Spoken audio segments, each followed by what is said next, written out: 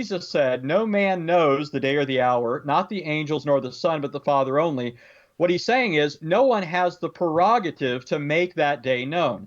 What Jesus was literally saying is, of the day or hour, it's not for man to make known, nor is it for the angels to make known, to reveal, nor is it my prerogative to reveal it, except the Father. So what this view is. So it's actually quite simple. The word know there in the Greek is oide or oiden, which also means to tell something or to make known, to declare. You see an example of this in 1 Corinthians chapter 2 with Paul. Paul uses the same word and he comes to the Corinthians. He says, when I came to you, I decided to know nothing except Jesus and him crucified. Does that mean that Paul literally didn't know anything?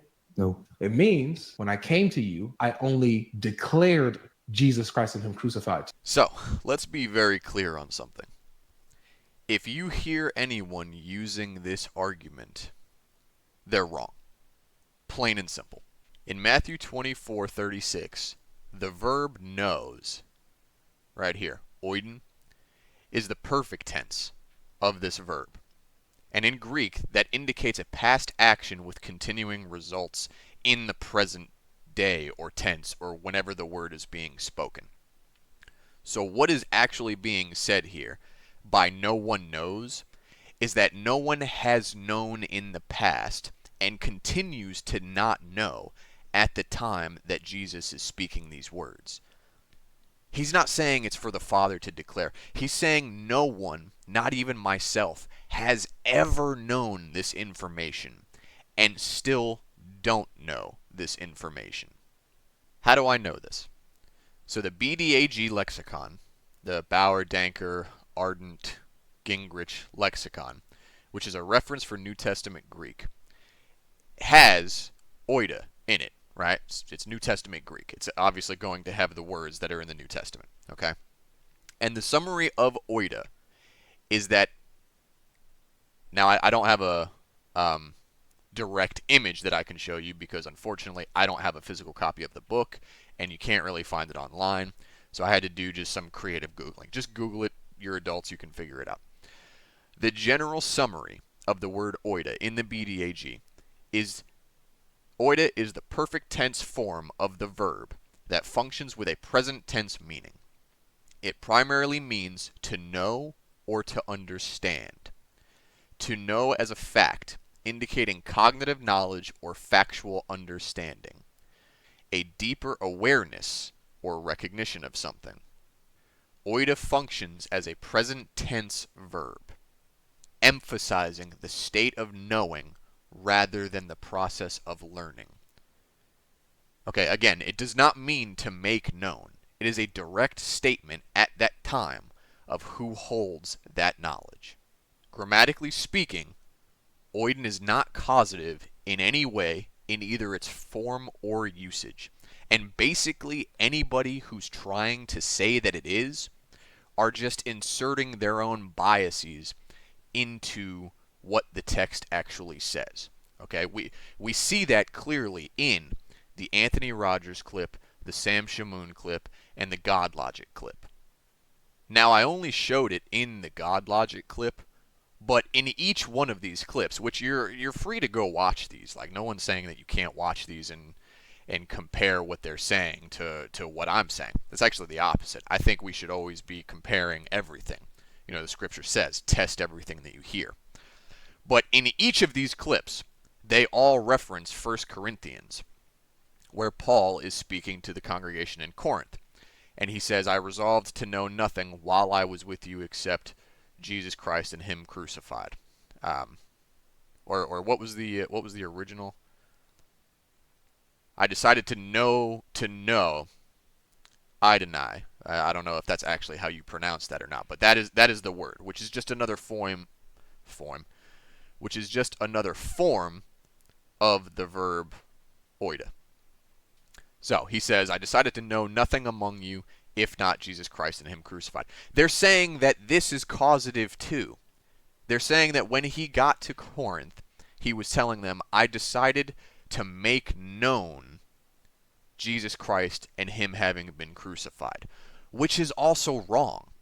I deny is not causative in any way either. It's basically exactly the same as oida, except oiden is typically used in like a third person kind of manner, like he, she, it, and Idonai is typically like first person, I guess you could say. And we can see this through most of the translations. In none of these, this is on Bible Hub, by the way. You can go and read all of these, right? None of them say to make known. Not a single one of them. I resolved to know nothing. While I was with you, I would forget everything except Jesus Christ. This is the New Living Translation. That's how they translate it. I would forget everything. English Standard. I decided to know nothing. I resolved to know nothing. Decided to know nothing. I determined not to know anything. Right? All of these. I made the decision to not know anything. That is to forego philosophical or theological discussions regarding inconsequential things and opinions while among you except Jesus Christ. Now that's a lot of words to insert for any kind of translation, right? And that's the Amplified Bible that does that. But the point is, in no single translation at all does it say, I made known Jesus Christ and Him crucified. The entire point of what Paul was saying is when I got to Corinth, I didn't want to talk about anything other than Jesus Christ and Him being crucified. That is my sole focus for being here with you, and it's the only thing I want to discuss. It has absolutely nothing to do with revealing knowledge or making something known. So why are they saying this, right? Like if it's clearly based on the Greek, not causative, why are all three of them saying this? Well, for one, I think they all just kind of listen to each other and regurgitate what each one is saying, okay? In Anthony Rogers' clip, he brings up something about Jesus having spoken Hebrew or Aramaic, right? And there is a theory that the original New Testament manuscripts were Aramaic, right? Like, that is a theory that scholars tend to, not all of them, but there are some scholars that believe that the original New Testament was written in Aramaic.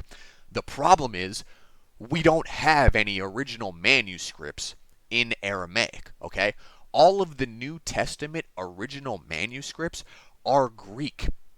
The only thing that we even have that's close to Aramaic is the Peshitta, which is written in Syriac, but it wasn't written until the 4th century. 300 years plus after the original manuscripts were already written. And the oldest Greek manuscripts I think we have are from like the 1st or 2nd century. But they're copies of the originals, right? So when the Peshitta was written, it was based off of the Greek manuscripts. And if the Greek manuscripts show that the verbs are in no way causative, then it's not causative. What you may find in some translations into Syriac or Aramaic, as they may come out, I know that there are some people who are still translating into Aramaic because they want to believe that the original manuscripts were written in there, and they want to have copies of that, right? What you will find is that sometimes people are going to start putting something in called the hyphal stem. And it's like a little icon that goes before a verb. It's a little icon that goes before a verb that changes its meaning from stative to causative. Okay? So with this verse, I can't read Syriac, right? So I don't exactly know what I'm looking at, but I'm fairly certain anybody that reads Syriac could probably go into the Peshitta and go to this verse and see the hyphal stem placed there. Maybe. I don't know. Again, I don't know Aramaic or Syriac or whatever. I don't know if all of the letters, if they're called letters, directly translate like one to one, if you can use them both and everything like that. But I would be willing to bet money that in the Peshitta, the hyphal stem is there. Okay? Because it was written, again, in the 4th century at a time when they had already established Trinitarian doctrine. Alright? Even in Sam Shamoun's clip, he references St. Augustine. And he's like, St. Augustine says, actually, you know what? I'll just play it. This is a view that you'll find even in Augustine. In Augustine, he says that the verb know doesn't mean ignorant, meaning choose not to make known. Okay. Did you catch that? He's saying that St. Augustine, however you want to say it, whatever. He's saying that this guy said that this did not mean ignorance. He's saying that it was causative, right? But one, Augustine was a Trinitarian, okay? So of course he would espouse anything that backed up his belief. And two, if he is basing that off of the Peshitta, which was written at the similar time that he was alive, then the bias could have already been put in there by the hyphal stem. There is nothing indicative in the original Greek text to say that no in these verses is causative. It's exactly the opposite. It is clearly understood to be stative, a direct declaration of current knowledge.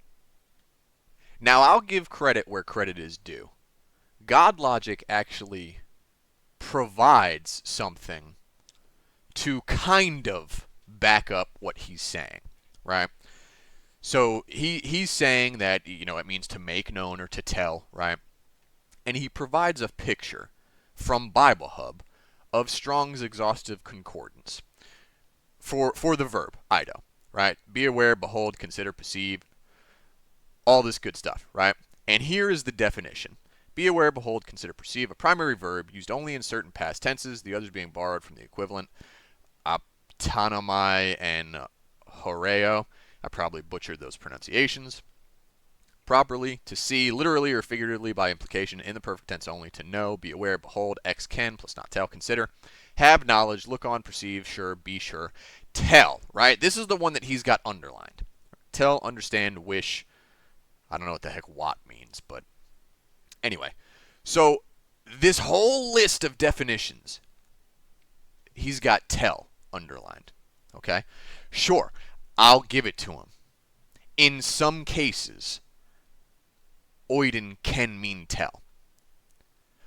However, if that was what Jesus was trying to convey, there are so many other words that would have more easily conveyed that in a non-confusing way. Syntactically and grammatically. I'll just give you three right now. The Greek word lego, to say or to tell, okay? The Greek word epangelo, again, don't know if that's how you pronounce it or not. That's just what I'm going with. Epangelo, to report or to declare. That is what they're saying, that Jesus is saying that it's for the Father to declare, okay? Here's a third one. Delu, to make clear or to reveal, all right? If that was the point of what Jesus was saying, there are so many better options that could have been used to make that statement. But no, he used oiden, which only has this as one example of what it could mean.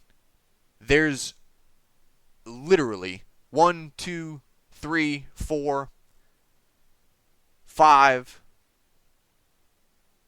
6, 7, 8 others, 8, 9, I don't know. I'm not counting all of them. Way more than just one synonym, because that's all it is a synonym, right? But there are way more that imply current knowledge than just this one tiny instance of tell for oiden. Again, lego, epangelo, delu. If that is the idea, if that is the concept that he was trying to express, he would have used one of those words. And again, right, like just because tell is a synonym that can be used, think about the syntax and the context of what he was saying, and the fact that grammatically, it's not, the way it's written is not causative, which would automatically disqualify tell as a possible interpretation. Okay, so we've established that oiden and eideni are not causative, okay?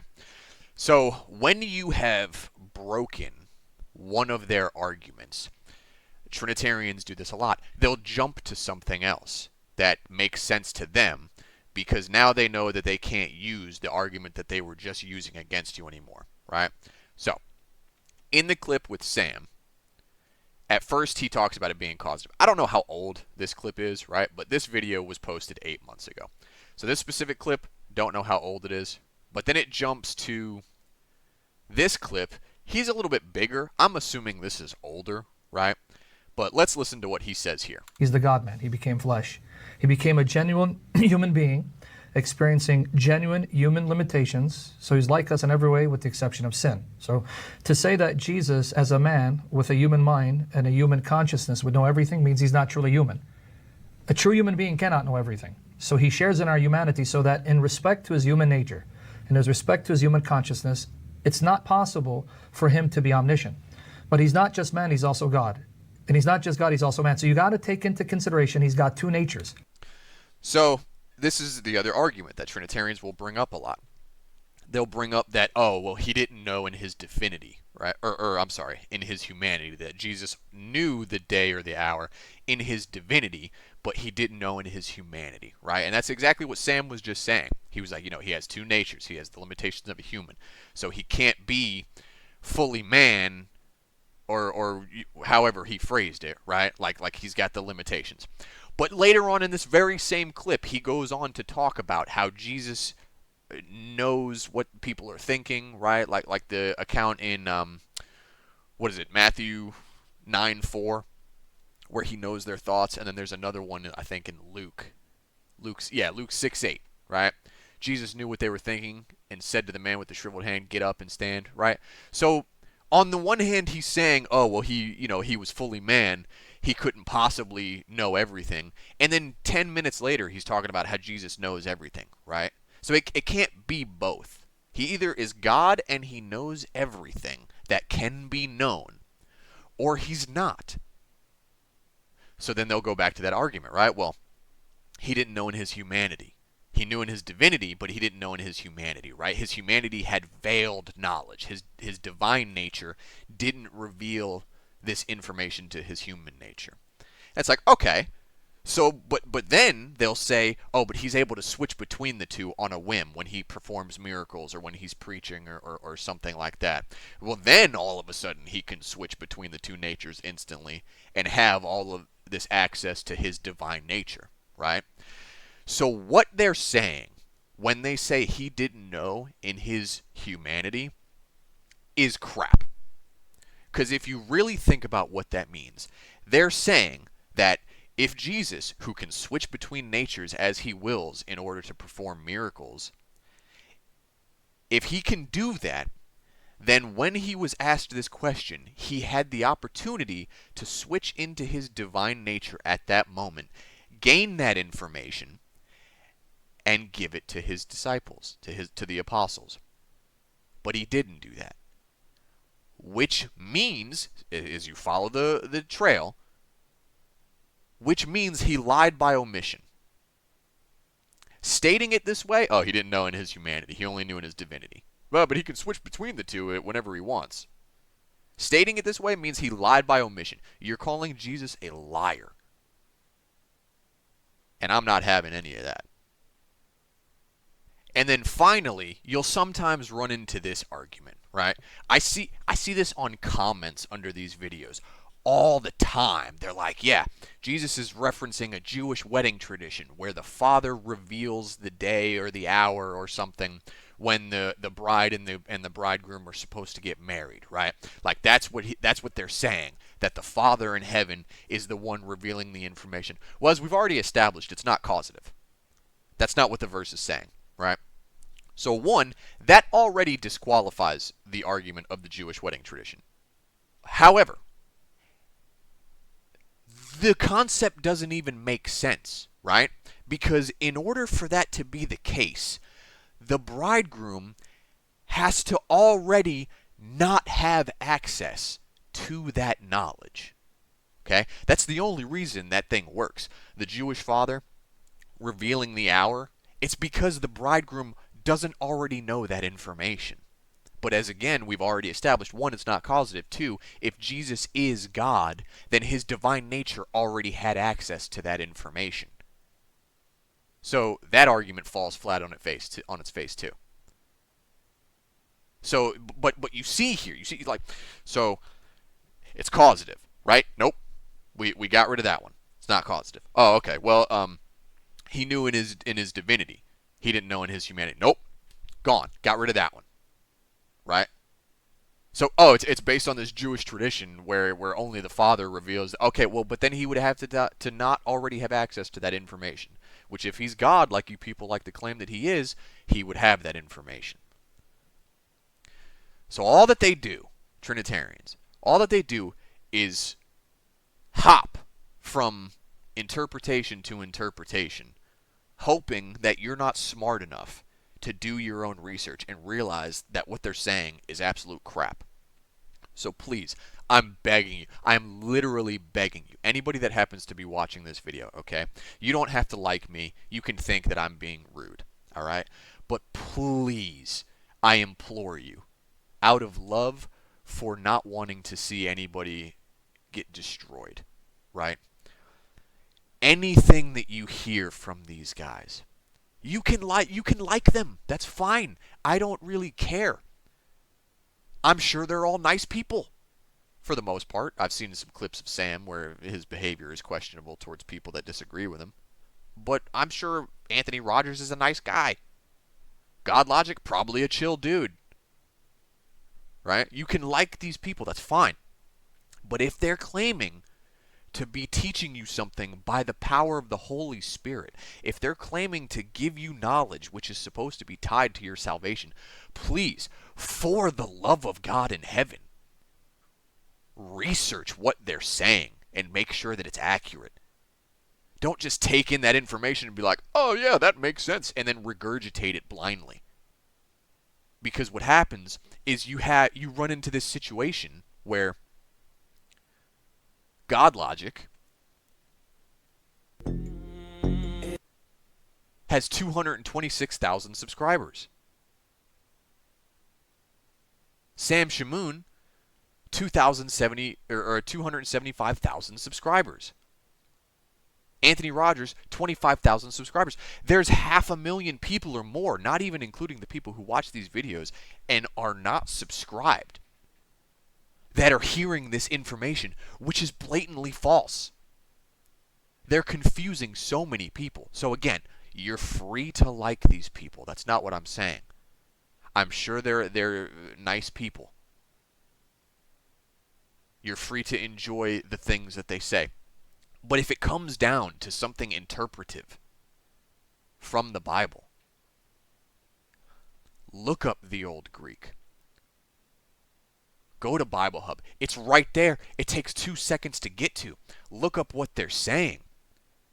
Google it. In Matthew 24:36, is the word no causative? I'll do it right now.